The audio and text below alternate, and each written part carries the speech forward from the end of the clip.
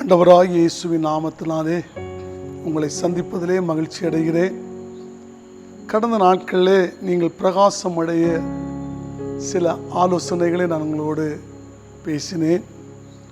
எழும்பும் பொழுது நாம் பிரகாசிக்கலாம் என்று ஏசாயா 61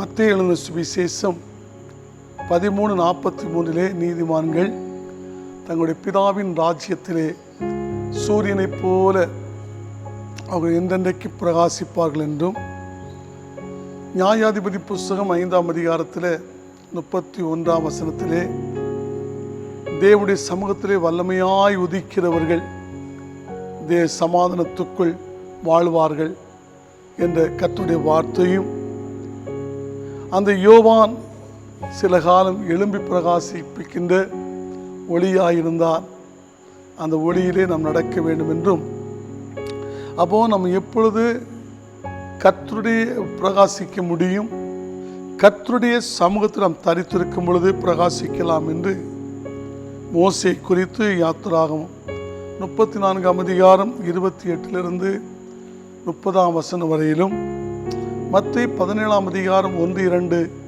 இயேசு மறுரூபம் அடைந்ததை குறித்தும் நான் உங்களோடு கர்த்தருடைய வார்த்தையை பேசினேன்.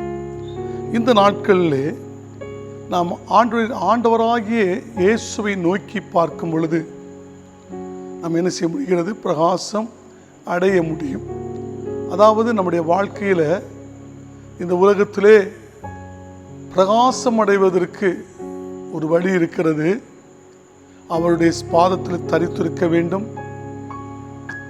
அவரை தரித்திருக்கிறவர்கள் அவரை நோக்கி பார்க்க வேண்டும். அவரை நோக்கி நம்முடைய வாழ்க்கை பார்க்கும் பொழுது பிரகாசம் அடையலாம் என்று சங்கீதம் 34:5 சொல்லுகிறது. படிக்க கேட்போம். அதாவது சங்கீதக்காரனாகிய தாவீது ஒரு முறை சொல்லுகிறான், கர்த்தரை எப்பொழுதும் ஸ்தோத்திரியுங்கள் என்று சொன்னவன், ஜனங்களுக்கு ஆலோசனை கொடுத்தவன்,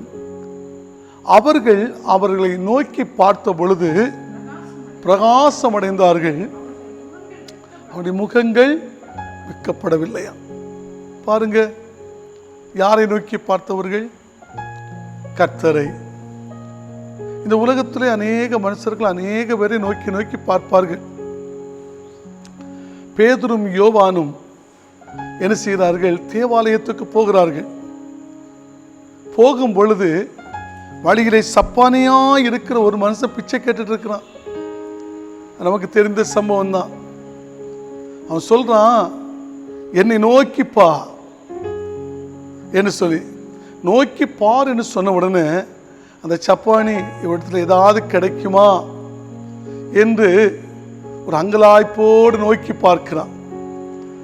அங்கலாய்ப்போடு நோக்கி பார்க்கும் பொழுது அந்த பேதுரும் யோவான் சொல்லுகிறார்கள், எங்கிட்ட வெள்ளியும் இல்லை பொன்னும் இல்லை. இந்த வார்த்தை சொன்ன உடனே நோக்கி பார்த்தனுடைய முகங்கள்லாம் கொஞ்சம் கஷ்டமாக தான் இருந்திருக்கும். ஆனால் எங்கிட்ட வெள்ளியும் இல்லை, எங்கிட்ட பொன்னும் இல்லை, ஆனால் எங்கிட்ட ஒன்று இருக்குது. என்ன இருக்குன்னா இயேசு இருக்கிறாரு. ஆனால் எங்கிட்ட இருக்கிற இயேசுவை நீ இப்போ நோக்கி பார்த்தேன்னா அந்த இயேசு எங்கிட்ட இருக்கிறாரு. அந்த இயேசு எங்கிட்ட இருக்கிறாரு, அதை எங்களை நோக்கி பாரு. எங்கிட்ட இருக்கிற இயேசு உனக்கு தாரோம் என்று சொன்னோன்னே என்ற நோக்கி பாரு என்று சொன்ன நோக்கி பார்த்தானா, பார்த்த உடனே சொல்றாரு, வெள்ளியும் இல்லை பொன்னும் இல்லை, நசரேயனாகிய இயேசுவின் நாமம் என்கிட்ட இருக்குது. அந்த நசரேயனாகிய இயேசுவின் நாமத்தினாலே நீ எழும்பி நடைன்னு சொல்லி அவருடைய கைகளை பிடித்து தூக்கி விட்ட உடனே அதிசயத்தை பார்ப்பீங்களா? தாயின் வயிற்றிலே சப்பானியாய் பிறந்தவன், அவருடைய காலெல்லாம் சூம்பி போயிருந்தது, கையெல்லாம் சூம்பி போயிருந்தது. 2 பேர் ஒரு ஆள் தூக்கிட்டு தான் அவனை கொண்டு வைக்கணும். அப்படிப்பட்ட நிலைமையில தூக்கி விடவும் இந்த கால்கள்லாம் கரடுகள் எல்லாம் நேராய் மாறுது. சூம்பின காலெல்லாம் நிமிர்ந்து வருது, கட்டையான கையெல்லாம் நிமிர்ந்து வருது, கட்டையான காலெல்லாம் நிமிர்ந்து வருது. மற்ற மனுஷர்களைப் போல இவன் துள்ளி குதித்து எழும்பி நடந்தான் என்று சொல்லி கர்த்தருடைய வார்த்தை இருக்கிறது.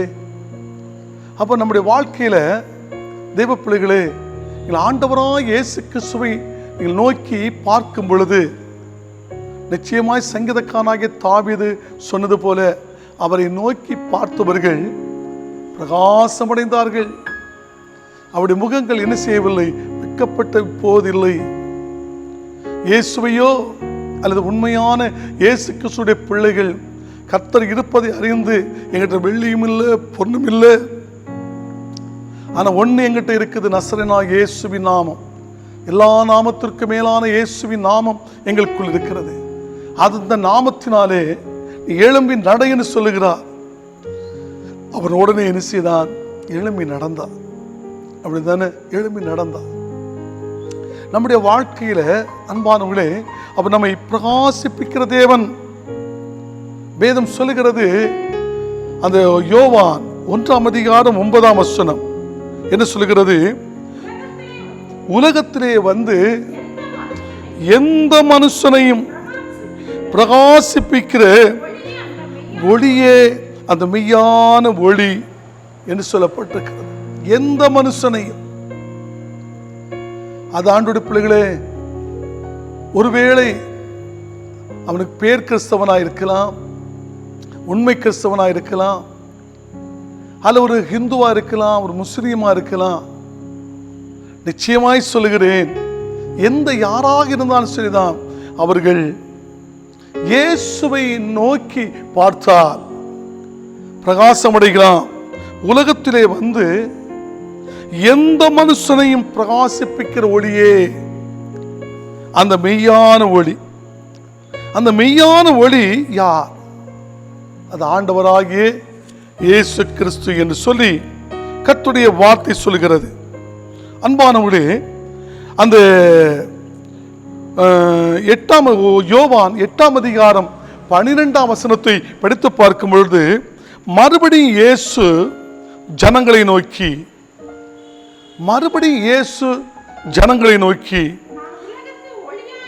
நான் உலகத்திற்கு ஒளியாக இருக்கிறேன், என்னை பின்பற்றுகிறவன் இருளிலே நடவாமல் அவன் ஜீவ ஒளியை அடைந்திருப்பான் என்று சொல்லப்பட்டிருக்கு. ஜீவ ஒளியை அடைந்திருப்பான் என்று கர்த்தருடைய வார்த்தை சொல்கிறது.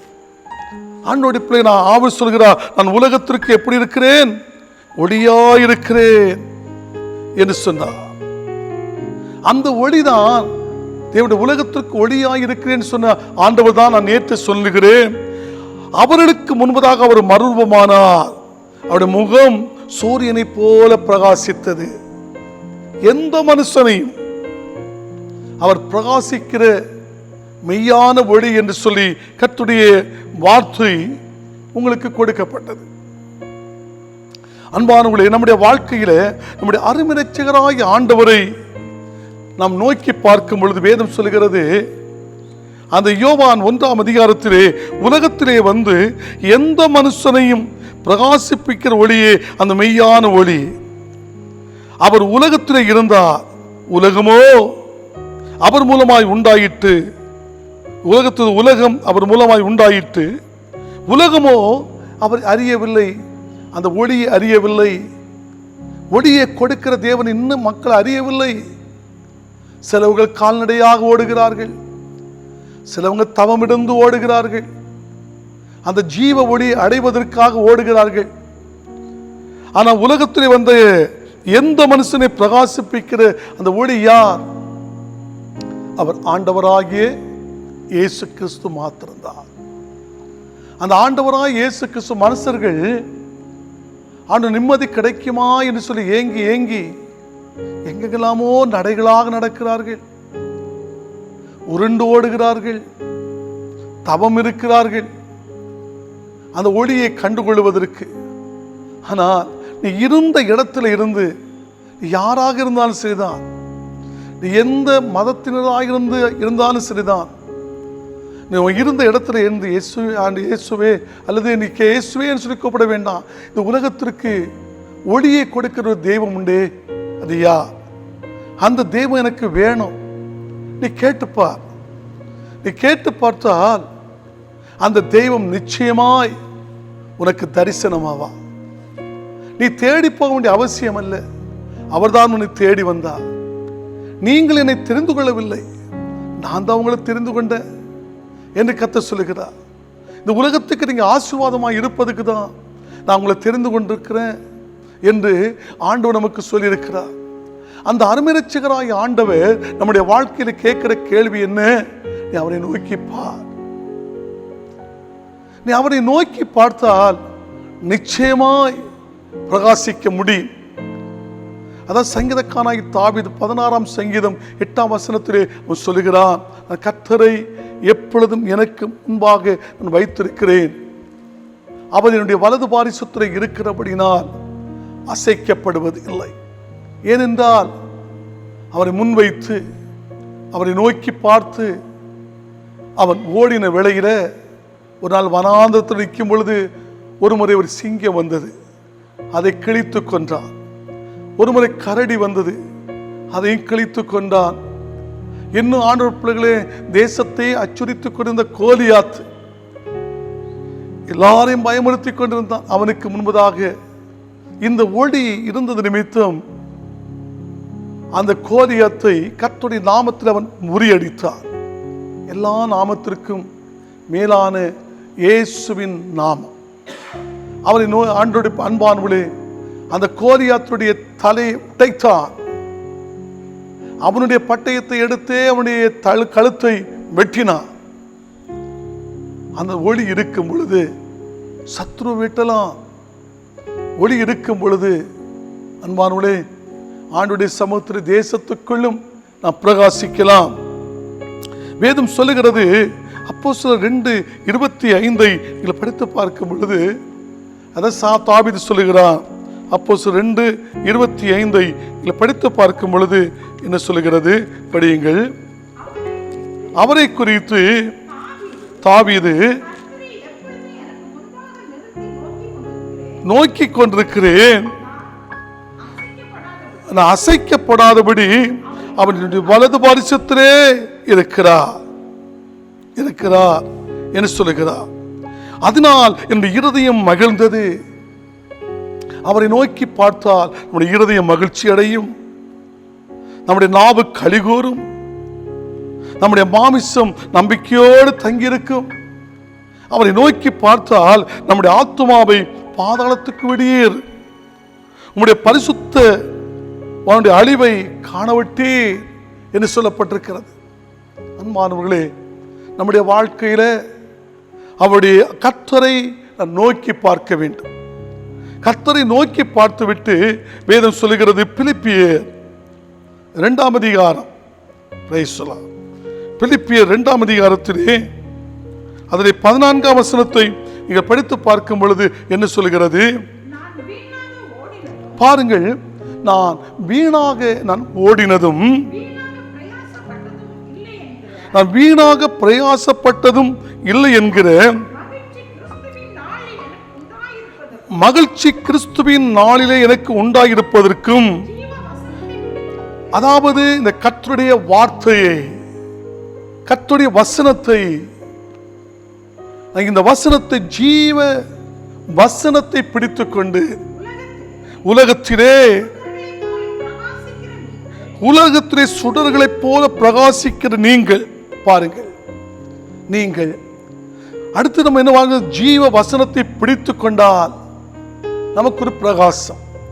இந்த கர்த்தருடைய வார்த்தையை நாம் அனுதினமும் படித்தால், படிக்கிற வசனத்தை நம்முடைய ஜீவியத்திலே நாம் பிடித்து கொண்டால், அந்த வசனத்தின்படி நாம் ஜெபித்தால், அவன் சொல்லுகிறான், அப்போஸ்தலனாகிய பவுல் பிலிப்பியருக்கு எழுதின நிருபத்திலே, நான் வீணாக ஓடினதும் நான் வீணாக பிரயாசப்பட்டதும் இல்லை என்கிற ஒரு மகிழ்ச்சி அது கிறிஸ்துவின் நாளிலே இருக்கிறது.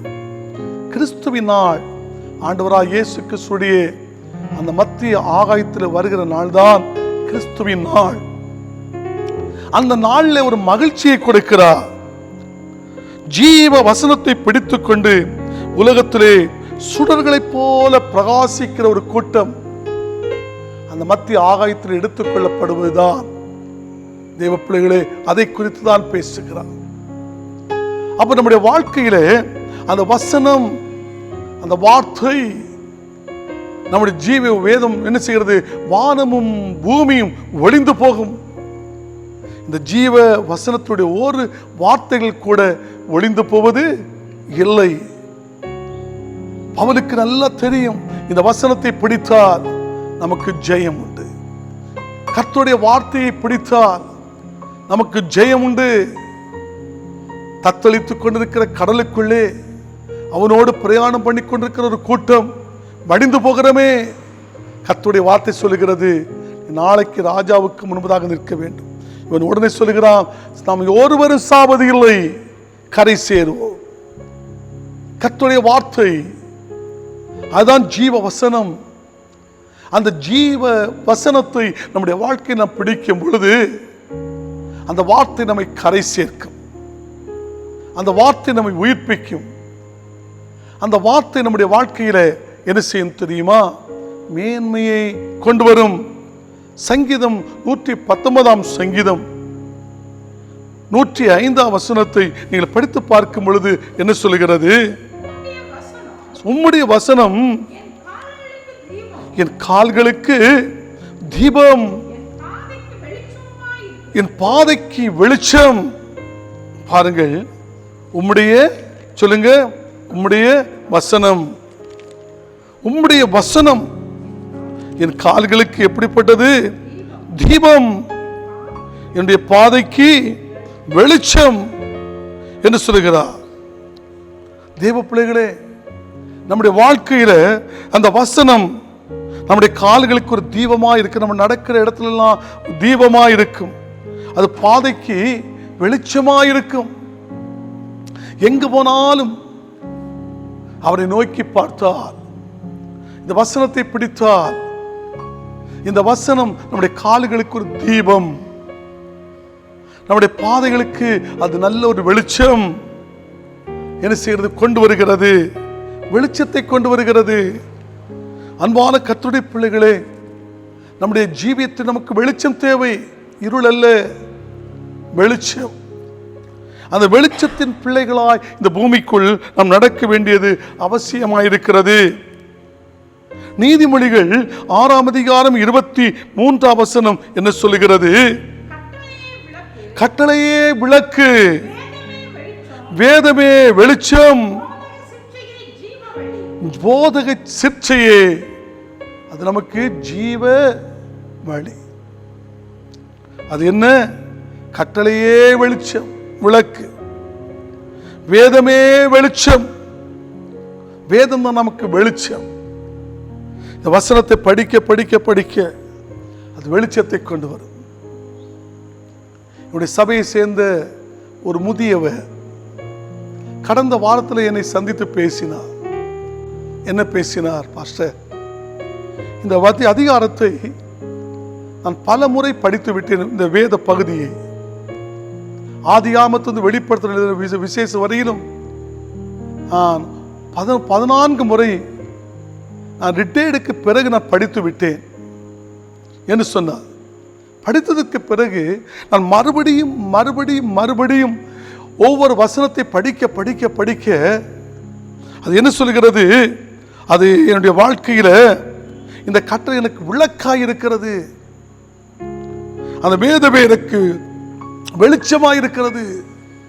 இதை படிக்க படிக்க படிக்க ஆழமான சில மறைப்பொருட்கள் வேதத்திலிருந்து எனக்கு வெளிப்படுகிறது என்று சொல்லி, உண்மையிலே சொல்ல போனால் அவர் ஒரு போதகர் அல்ல, ஒரு விசுவாசி தான். அந்த போதகருக்கு ஆண்டவர் பிள்ளைகளே அந்த அவ்வளவு அறிவுகள் இல்லை. அந்த விசுவாசிக்கு இந்த வேதத்தினுடைய விளக்கு மிக வித்தியாசமான அறிவுகள் இருக்கிறது. சில போதகர்களை விட விசுவாசிகள் வேதத்திலே தேறி இருக்கிறார்கள். சில போதகர்களும் தேறி இருக்கிறார்கள், நன்மையாக தான் இருக்கிறார்கள். ஆனால் சில மறைப்பொருளை, இந்த விளக்கை, இந்த வெளிச்சத்தை மறுபடியும் மறுபடியும் இந்த வேதத்தை படிக்கும் பொழுது ஒரு வசனமா இருக்கும். அதை மறுபடி படிக்கும் பொழுது அதில் என்ன வருகிறது? ஆழமான சத்தியங்கள் வெளிப்படுகிறது. சங்கீதத்திலே நீங்க படிக்கும் பொழுது சில அதிகாரத்துக்கு கீழே சேலா என்ற ஒரு சின்ன எழுத்து இருக்கும்.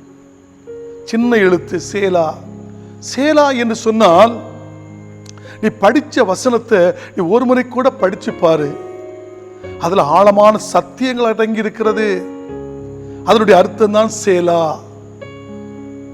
அதுபோல நம்முடைய இந்த வேதத்தை நாம் மறுபடியும் ஏதோ கடமைக்காக நம்முடைய ஜீவியத்துடைய வேதத்தை படிக்காதபடிக்கு, ஆதியாகமத்திலிருந்து வெளிப்படுத்தல் எழுதுகிற விசேஷ வரையிலும் படிக்கணுமே சொல்லி அந்த எண்ணத்தோடு படிக்காதபடிக்கு, அந்த சொல்கிறது இந்த கட்டளையே விளக்கு, இந்த வேதமே வெளிச்சம் என்ற வார்த்தையோடு நீங்கள் இந்த வசனத்தை, இந்த வார்த்தையை நீங்கள் படிக்கும் பொழுது தேவனுடைய மறைப்பொருள் உனக்குள் வெளிப்படும்.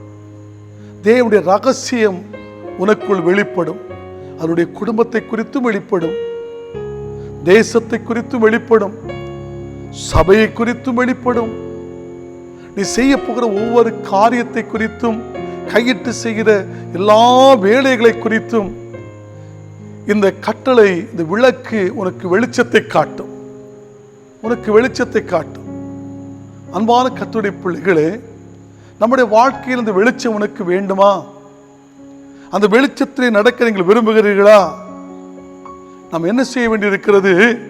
நீ தூக்கத்தை விட்டு, மரித்தோரை ஆண்டவர் தூக்கத்தை விட்டு விழித்து, நீ தூக்கத்தை விட்டு விழித்து நீ மரித்தோரை விட்டு எழுந்திருக்கும் பொழுது பிரகாசிக்கலாம் என்று சொல்லி எபேசியர் 5:14 சொல்லுகிறது. படியுங்கள். ஆதலால் தூங்குகிற நீ விழித்து மரித்தோரை விட்டு எழுந்திரு, அப்பொழுது உன்னை கிறிஸ்து என்ன செய்வார்? பிரகாசிப்பார் என்று சொல்லி இருக்கிறாரே. சிலருடைய வாழ்க்கையில தூக்கம் செத்தவனை போல கிடக்கிறது. நீ தூக்கத்தை விட்டு விழித்து நீ மரித்தோரை விட்டு எழுந்திருக்கும் போது நீ என்ன செய்யலாம்? பிரகாசிக்கலாம் என்று சொல்லப்பட்டிருக்கிறது. அன்பான கர்த்தருடைய பிள்ளைகளே, அந்த பிரகாசம் ஆண்டவர் நம்மிடத்தில் செய்கிறார், விரும்புகிறார். அதுதான் 2 கொரிந்தியர் 6ஆம் அதிகாரம், 2 கொரிந்தியர் 6ஆம் அதிகாரம் 14 18ஆம் வசனம் வரை நீங்கள் படித்து பார்க்கும் பொழுது என்ன சொல்கிறது? நாம் பிரகாசிக்க வேண்டும். தூக்கத்தை விட்டு விழித்து மரித்தோரை விட்டு எழுந்திருக்கும் பொழுது பிரகாசிக்கலாம் என்று சொல்லப்பட்டிருக்கிறது. அடுத்த வசனம் என்ன சொன்னது? 2 கொரிந்தியர் 6:14 18ஆம் வசனம் வரையிலும் என்ன சொல்லுகிறது? அந்நிய நுகத்திலே அவிசுவாசிகளோடு பிணைக்கப்படாது இருப்பீர்களாக. நீதிக்கும் அநீதிக்கும் சம்பந்தம் ஏது? ஒளிக்கும் இருளுக்கும் ஐக்கியம் ஏது? கிறிஸ்துவுக்கும் பேலியாளிக்கும் இசைவு ஏது? அவிசுவாசிகளோடு விசுவாசிகளுக்கு பங்கு ஏது? தேவனுடைய ஆலயத்துக்கும் விக்கிரகங்களுக்கு சம்பந்தம் ஏது? நான் அவர்களுக்குள்ளே வாசம் பண்ணி அவர்களுக்குள்ளே உலாவி அவர்கள் தேவனாயிருப்பேன், அவர்களின் ஜனங்களாயிருப்பார்கள் என்று தேவன் சொன்னபடி நீங்கள் ஜீவனுள்ள தேவனுடைய ஆலயமாயிருக்கிறீர்கள். ஆனபடியினால் புறப்பட்டு பிரிந்து போய் அசுத்தமானதை தொடாதிருங்கள் என்று கர்த்தர் சொல்கிறார். அப்பொழுது அவர் உங்களை ஏற்றுக்கொண்டு உங்களுக்கு பிதாவாயிருப்பேன், நீங்கள் எனக்கு குமாரரும் குமார்த்திகளுமாய் இருப்பீர்கள் என்று சர்வ வல்லமை உள்ள கர்த்தர் சொல்லுகிறார்.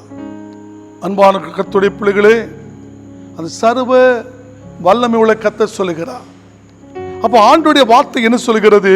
இன்னும் சொல்ல போனால் மத்தேயு 5ஆம் அதிகாரம் 14 16ஆம் வசனம் வரை நீங்கள் படித்து பார்க்கும் பொழுது என்ன சொல்கிறது? 5ஆம் அதிகாரம் 14 16ஆம் வசனம் வரையிலும் படித்து பாருங்கள். அன்பான கர்த்தருடைய பிள்ளைகள், ஆண்டவர் சொல்லுகிறார் இது மலை பிரசங்கத்திலே ஜனங்களை பார்த்து, நீங்கள் உலகத்திற்கு வெளிச்சமாய் இருக்கிறீர்கள். மலையின் மேல் இருக்கிற பட்டணம் மறைந்திருக்க மாட்டாது. விளக்கை கொளுத்தி மரக்காலால் மூடி வைக்காமல் விளக்கின் தண்டின் மேல் வைப்பார்கள். அது வீட்டில் உள்ள யாவருக்கும் வெளிச்சம் கொடுக்கும். இவ்விதமாய் மனுஷர்கள் உங்களுடைய நற்கிரிகளை கண்டு பரலோகத்தில் இருக்கிற உங்களுடைய பிதாவை மகிமைப்படுத்தும்படிக்கு உங்கள் வெளிச்சம் ஜனங்களுக்கு முன்பதாக உங்களுடைய வெளிச்சம் பிரகாசிக்க கடவது. ஆண்டவர் சொல்லியிருக்கிறார், ஜனங்களுக்கு முன்பதாக உங்களுடைய வெளிச்சம் எப்படி இருக்க வேண்டும்? பிரகாசிக்க வேண்டும். உலகத்துக்குள் இருந்தாலும் விளக்கை கொளுத்தி கட்டிலுக்கு கீழே வச்சு மூடி போட்டா வெளிச்சம் கொடுக்காது. அது ஒரு தண்டுக்கு மேல வச்சா அது வீடு முழுவதுமா வெளிச்சம் கொடுப்பது போல நம்மை கர்த்தர் மலையின் மேல் இருக்கிற ஒரு பட்டணத்தை போல உலகத்திற்கு வெளிச்சமாய் வைத்திருக்கிறார். வெளிச்சமாய் இருக்கிற நீங்கள் மற்றவர்களுக்கு வெளிச்சம் கொடுப்பதற்கு ஆண்டவர் சொல்லுகிறார். என்ன சொல்லுகிறார்? பிதாவை மகிமைப்படுத்தும்படிக்கு உங்கள் வெளிச்சம் அவர்களுக்கு முன்பதாக பிரகாசிப்பிக்கட்டும். ஜனங்களுக்கு முன்பதாக உங்கள் வெளிச்சம் பிரகாசிப்பிக்கட்டும். அன்பான கர்த்தருடைய பிள்ளைகளே, நம்முடைய முகம் பிரகாசிக்க வேண்டும். அதுதான் ஆண்டவர் நம்மிடத்தில் விரும்புகிற ஒரு காரியம். மத்தேயு எழுதின லூக்கா எழுதின சுவிசேஷம் 8ஆம் அதிகாரம் 16ஆம் வசனத்தை லூக்கா 8:16 நீங்கள் படித்து பார்க்கும் பொழுது என்ன சொல்லுகிறது? லூக்கா 8:16 படித்து பார்க்கும் பொழுது என்ன சொல்லுகிறது? ஒருவனும் விளக்கை கொளுத்தி மூடவும் மாட்டான், கட்டிலின் கீழ் வைக்கவும் மாட்டான்.